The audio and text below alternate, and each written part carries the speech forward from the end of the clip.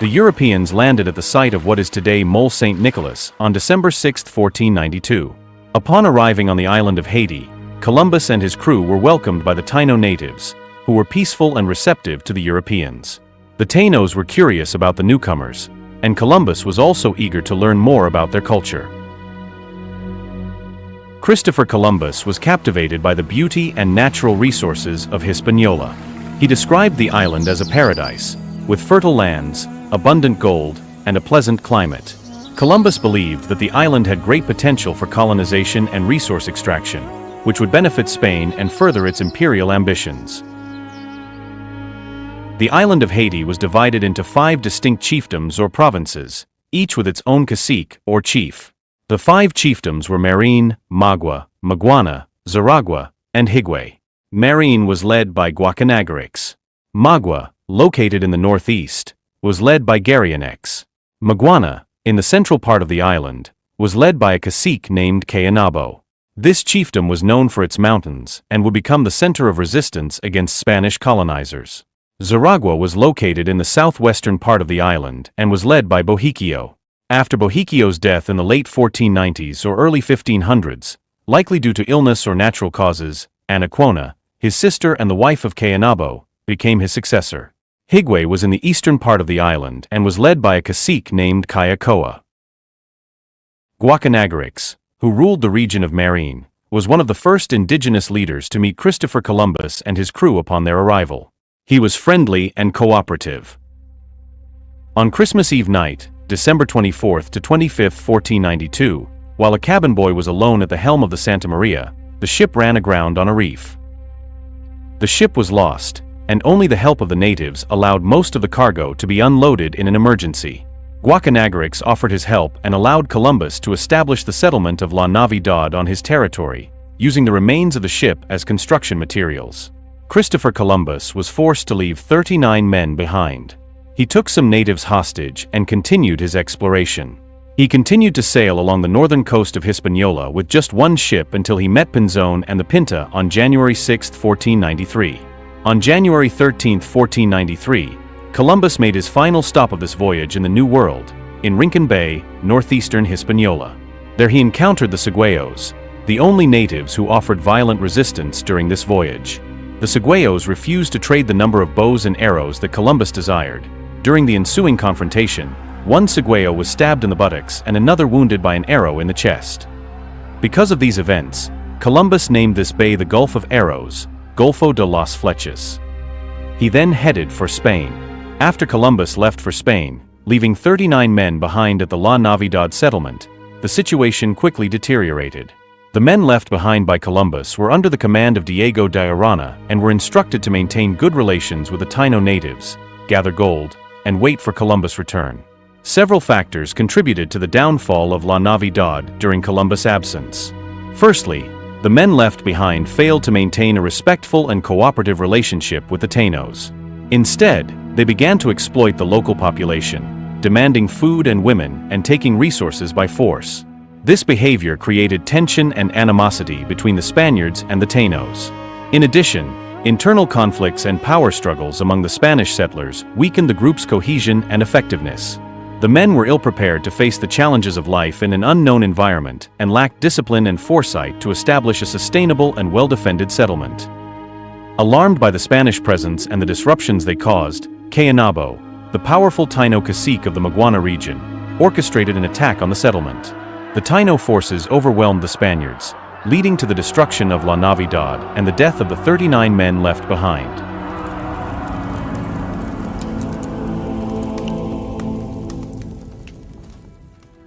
When Columbus returned to Spain in March 1493 after his first voyage, he was greeted with much enthusiasm and interest. His discovery of the New World was seen as a monumental achievement, and he was celebrated as an accomplished explorer and navigator. Queen Isabella and King Ferdinand were particularly pleased with his discoveries, as they had financed his expedition in hopes of finding new trade routes and valuable resources. Columbus presented the Spanish monarchs with some of the natives he had captured from the New World, as well as various exotic items such as gold, parrots, and plants, including tobacco.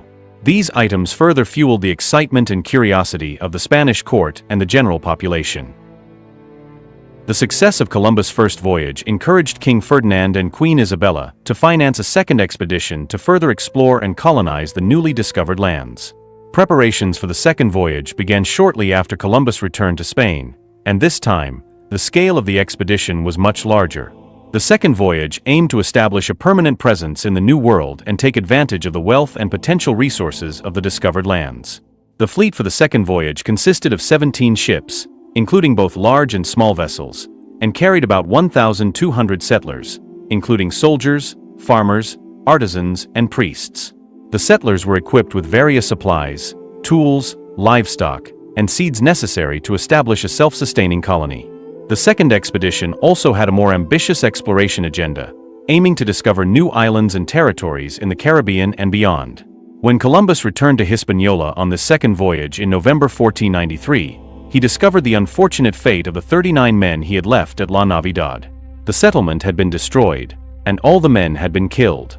Columbus learned from the Taino people, including the Cacique Guacanagrics, that the Spanish settlers had misbehaved, mistreated the locals, and seized resources. This behavior had led to tensions and ultimately, to the attack on La Navidad by Cayenabo's forces. Realizing that he needed to establish a new settlement elsewhere, Columbus decided to move east along the northern coast of Hispaniola. On January 2, 1494, he founded the permanent settlement of La Isabela in what is now the Dominican Republic. La Isabela was named in honor of Queen Isabella of Spain and was to serve as the main Spanish settlement in the New World. Chapter 6. Time of Troubles. Africa's time of tragedy and decline started both in Europe and in Africa itself. For more than 1,000 years, Africans had been bringing into being empire after empire. But the opening of Europe's era of exploration, Africa's own internal strife, and the slave trade turned what had been Africa's golden age into a time of troubles. The Crusades may be called the beginning of Europe's reawakening. A religious fervor, not unrelated to politics, had stirred Europeans out of their lethargy and their indifference to the larger world. The First Crusade began in 1095, was precipitated by the Seljuk Turks, whose persecution of Christians had placed even Constantinople in jeopardy. The eastern heads of the church appealed to Pope Urban II for help. At a church council in France, the Pope pointed out that if Constantinople fell to the Turks, Western Europe would soon be overrun. He made an eloquent plea to the kings and princesses, and the kings and princes gathered into all Western European Christendom to rally to the aid of Christians in the East and to drive the infidels from the Holy Land. This religious crisis gave Europe a semblance of unity, and although it can be said that the Crusades were military and religious failures, they did provide the opportunity to bring in new information to Europe. The religious wars also had a profound effect on the political development of Europe. The Western monarchs were able to strengthen their authority and develop a strong central government, while many members of their turbulent aristocracies were fighting in the Holy Land. Contact with the East had a deep and lasting effect on the Crusades, who belonged to a civilization where culture and learning had almost vanished during the Dark Ages. The princes in their castles and the peasants in their huts were equally ignorant and uneducated. When they arrived in the East, they soon realized how backward were the people of the West. They marveled at the beautiful cities, the thriving commerce, the busy industries, the art, and the learning. The impetus for exploration was fueled by what the Crusaders met along the way. Ships built to ferry the Crusaders to the Holy Land returned laden with the products of the East, the cargoes of spices, fruits, rich silks, satins, velvets, and other luxury goods had found a ready market. Thus, the Crusades brought into being the first attempts to open fresh trade routes to the East. Early in the 15th century, Europeans searched for new worlds to conquer and of a food supply to feed the continent's hungry population began to venture across the seas. North Africa, by 1492, was confronted with the painful fact of its waning influence in the Mediterranean Europe. Spain and Portugal had been broken of the yoke of North African domination, were asserting themselves as powerful independent nations with colonial aspirations in the lands of their former conquerors. Islam, a great religious and military force in North Africa and the Middle East since the latter part of the 7th century, was torn apart by internal strife and bickering. The relationship of North Africa and the people of the Western Sudan was deteriorating. For hundreds of years, this relationship had been good. Africans from the Western Sudan had participated in large numbers in the conquest of Spain in the year 711. These Africans made up the major military force that kept Spain under North African domination, and they participated in that country's intellectual life and is still reflected in Spain's art, culture, and literature. In order to understand this neglected aspect of history, the role of Africans in the conquering and ruling of Spain, it is necessary to go back to a time to retell, at least briefly, the part that Black Africans played in the rise of Islam and in the spread of Islamic influence to Mediterranean Europe. Welcome back. Welcome back. Welcome back. Happy Monday. Welcome back to On the Shoulders of Giants. I am Joseph Ward, continuing my reading of Dr. John Henry Clarke's book, Christopher Columbus and the African Holocaust, Slavery and the Rise of European Capitalism.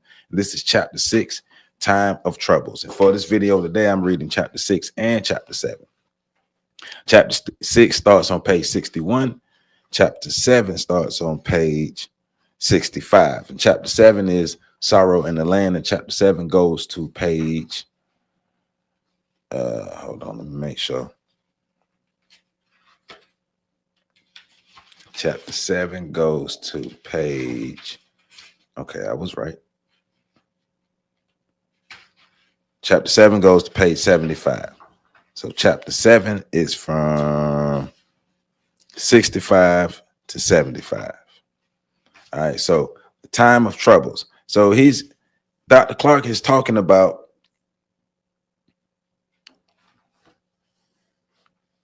the events that led up to the transatlantic slave trade, the events that led to destruction of African civilizations, even more by the Europeans, the events that led to the destruction of the Caribbeans, and eventually led to the destruction of the continent of the United States of America. Well, the landmass of North America, right? We'll say that, right? The landmass of North America and the area that became the United States of America. But he's dealing with the why, with the how we got there, right? So that's what we're starting off with, because he's talking about the Crusades and how the Crusades, yes, depleted Europe of resources, people, helped to introduce famine, poverty, like all these things. But what it did was it helped to ignite a united warring spirit in the Europeans, which was important. Think about what I just said. A united warring spirit, because the Europeans were uniting under the banner of ridding the land of the infidels, the invading Moors, the invading Africans, the invading Jews, ridding the land of the infidels so that Europe could rise again, so Europe could become a power. And the Crusades were, remember, wars against the Christians, Muslims, and Jews. And even though they're saying like the Christians were taking a lot of losses, they were unifying under the banner of Christendom, because Constantinople was already an important Christian stronghold due to the actions of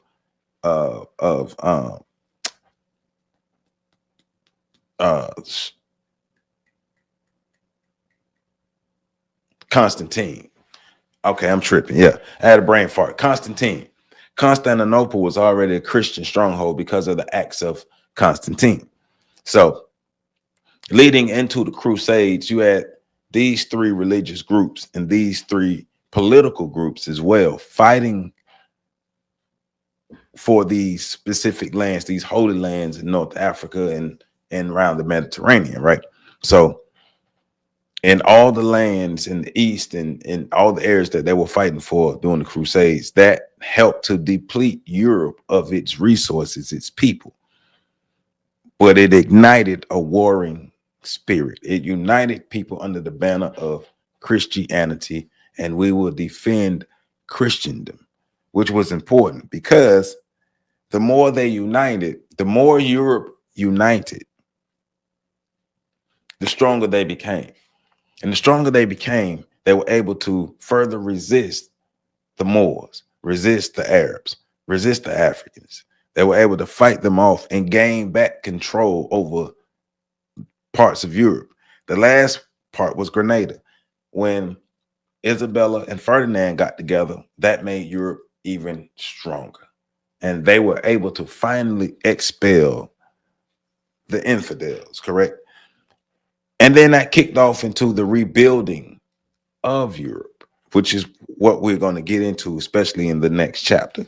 And that's why I'm starting off with the video about the Taino people, because, you know, we talk a lot about the transatlantic slave trade, but we never really get into the people who were in the Caribbean before the Africans were brought there to be slaves, before the Europeans got there. We kind of gloss over it. So it's to give us a better understanding of who the Taino, the Carib people are. Now, the term Arawak is used, and the term Arawak is used in this book, but from my understanding, the term Arawak is a derogatory term. It's a European term. The correct terms are more so Taino or Carib. So, and even Carib is not necessarily a native name of them. So, you know, go more with Taino. But giving an understanding of those people who existed in the Caribbean, right? Giving them their flowers, because those people were replaced by the Africans, and in some sense mixed with the Africans, because the Tainos aren't completely gone. A lot of Tainos were forced to mix with the Africans and or the Spanish or the Portuguese, right? So all of these people were affected by the transatlantic slave trade, by the actions of Christopher Columbus, by the uniting of Europe under the banner of Christendom. So this is where we're going with this, right? So getting back into it, page 62, the final paragraph. In order to understand this neglected aspect of history, the role of Africans in conquering and ruling Spain, it is necessary to go back in time to retell, at least briefly, the part that Black Africans played in the rise of Islam and in the spread of Islamic influences to the Mediterranean Europe. Oh yeah, before I get any further, remember to hit that like button, comment, subscribe, share. I almost forgot. Hit that like button, comment, subscribe, share this video. Make sure as many people as possible has a chance to come across this information, support this information, gather this information, learn this information, utilize this information. This is important information, an important book for us to really understand the whys behind how we got here, written by Dr. John Henry Clark. Like this video, hit that like button. Let's go. So after consolidating their position in Spain, the Muslims began to establish institutions of research and learning, whose brilliance was felt far beyond Spain's borders. This was an achievement not of the Arabs alone. It was brought into being by a combination of Arabs and Africans, collectively referred to by the Europeans as Moors. The word Moor ended the vocabulary of Europeans by meaning of blacks, as in a blackamoor. By the end of the 14th century, Southern Europe had gained enough strength, right? What I'm just talking about. I'm going to read that again. By the end of the 14th century, Southern Europe had gained enough strength, military and otherwise, to challenge their African and Arab masters. By the end of the 15th century, the Arabs and Moors had lost all Spain except the Kingdom of Grenada, like I said earlier, right? The Christians, although they also had their internal disputes, they were finally united, right? The marriages of Ferdinand and Isabella joined the formerly hostile royal houses of Aragon and Castile, and together their forces blockaded the city of Grenada. After 8 months, the Moorish governor finally surrendered. This marked the end of an era. Europe had literally been reborn. The Africans who had planted the seeds of progress in Southern Europe had not made the best use of the harvest that followed. The progress and excitement that had inspired Europe during the 15th century and had carried medieval Europe over into the modern world had brought no progressive changes to North Africa, now rocked with conflict.